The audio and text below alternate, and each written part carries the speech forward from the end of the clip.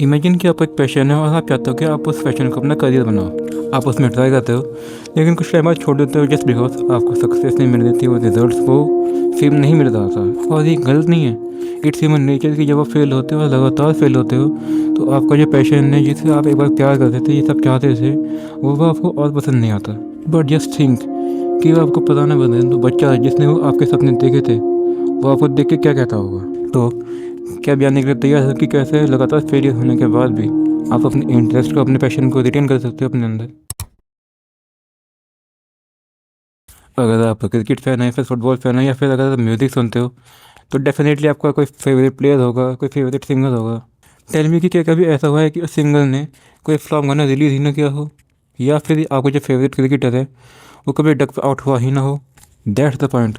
जब आप फेल होते हो तो आपको लगता है कि फेल होना आपकी एक आइडेंटिटी है, but that's not your identity, that's the method you did it wrong. लेकिन कम्प्लीटली उस चीज़ पर से अपना इंटरेस्ट छोड़ देना, दिस इज़ रॉन्ग। अब अगर मैं इस पूरे पॉइंट को समराइज़ करूँ तो मैं बस इतना कहूँगा कि फेलियर आपके लिए कोई आइडेंटिटी नहीं है, ये आपका मेथड है जो आपको गिरा रहा है। In short, failure is your feedback, not your identity.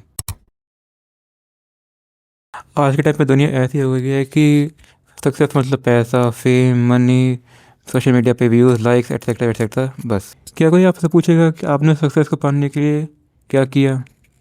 नहीं, राइट। असली सक्सेस होती है जब आप अपने पास्ट को देख के ये कह सको that I have improved my self. पैसा, पावर, फेम, ये सब सक्सेस के बाई प्रोडक्ट्स हैं। असली सक्सेस वो है जब आप अपने पीछे, अपने पुराने वर्जन को देख के ही कहते हो yes I have improved my self. अगर आप खुद से ये कह सकते हो तो मुझे नहीं लगता कि आप कभी अपना पैशन क्विट करोगे। तो अच्छा, एक काम करना, आपको ये पैशन है, उसे आप कभी बिना किसी रीज़न के करना, बिना किसी वजह के, बिना किसी मतलब के। अगर आपको क्रिकेट पसंद है तो आप क्रिकेट खेल सकते हो, घर के अंदर बॉल प्रैक्टिस कर सकते हो। Same for football. और अगर आपको मेरी तरह यूट्यूबर बनने का शौक़ है तो आप बिना किसी वजह के कोई थंबनेल बना सकते हो, कोई डिज़ाइन क्रिएट कर सकते हो, कोई वीडियो बना सकते हो रैंडमली।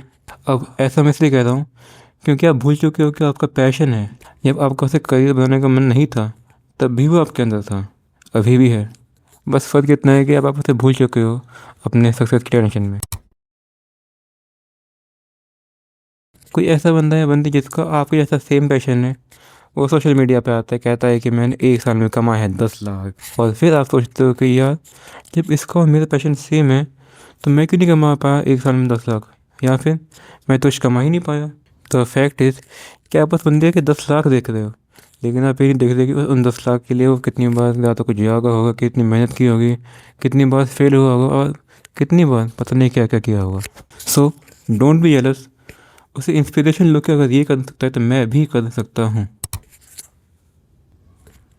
भले ही आपका कोई पैशन है, भले ही आप उसमें अच्छे हो, लेकिन आपके मन में ये सवाल कभी ना कभी तो आया ही होगा कि क्या हो अगर मैं इसमें कभी सक्सीड हो ही ना पाऊँ, या फिर क्या हो कि मैं इसमें फेल होता जाऊँ। डेफिनेटली ये सवाल आपके मन में आया ही होगा, और इसलिए मैं कहता हूँ that create a backup plan. Listen to me. लोगों को लगता है कि ये बैकअप प्लान है वो कमज़ोर लोगों का डिसीजन है, और कुछ लोग तो इसे क्विटिंग से कंपेयर करते हैं कि बैकअप प्लान रखने यानी कि आप एक तरह से उस चीज़ पे क्विट कर चुके हो। बैकअप का मतलब क्विटिंग नहीं होता। इसका मतलब होता है कि आप साइड में कोई ऐसा काम कर रहे हो ये आपको फाइनेंशियल स्टेबिलिटी दे रहा है, लाइक पार्ट टाइम जॉब हो सकता है, फ्रीलांसिंग, कोई नई स्किल, सेविंग्स, या फिर इन्वेस्टमेंट एटसेट्रा। एंडिंग में ज़्यादा ज़्यादा मैं बस इतना कहूँगा कि सपने उन लोगों के पूरे नहीं होते जो कभी फेल नहीं होते।